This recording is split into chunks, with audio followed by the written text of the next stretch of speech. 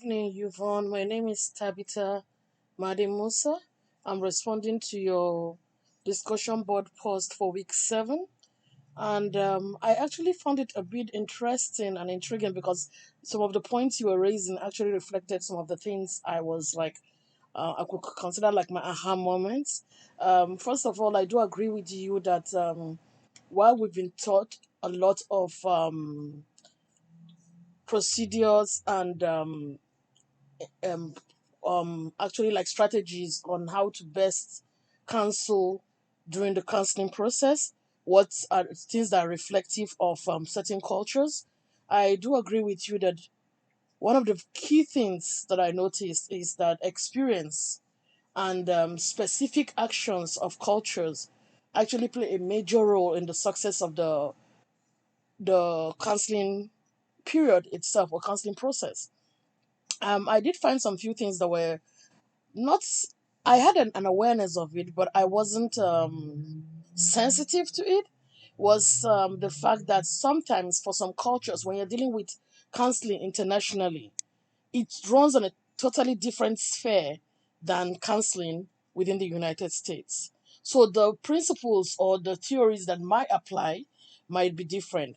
Like instead of the regular period of how here in America you could spend an hour or 30 minutes for counseling, over there, the people, especially like places like Africa, they require the personal touch, spending more time with people, listening more than speaking, kind of guiding the client towards um, finding a solution himself. More or less, they need an ear to listen to what they have to say, and that was very interesting for me because I actually was aware of the fact that typically, like a Nigerian, I knew a father that I like to talk. Even in my responses in class, I knew of the fact that I tend to drag things more, explore it more than the basic instructions, and I realized that I was just showcasing part of the characteristics of my culture that I found interesting. And I do agree with you that at the point you raised about how the Chinese were treating Africans in the new reality that we have now during the pandemic. I've heard about it, but I actually didn't realize the reality of it. And after reading the articles, I actually went online and searched more, and I found it a bit I guess I was naive thinking that because they were facing some of the Chinese Americans, third, second generation, first generation Chinese Americans were experiencing this discrimination within the US and in other areas around Europe because of the pandemic. I thought that they would be a bit more different. So that throws my theories out of the book that just because of cultural differences or because of things that apply, it might not really be reflective.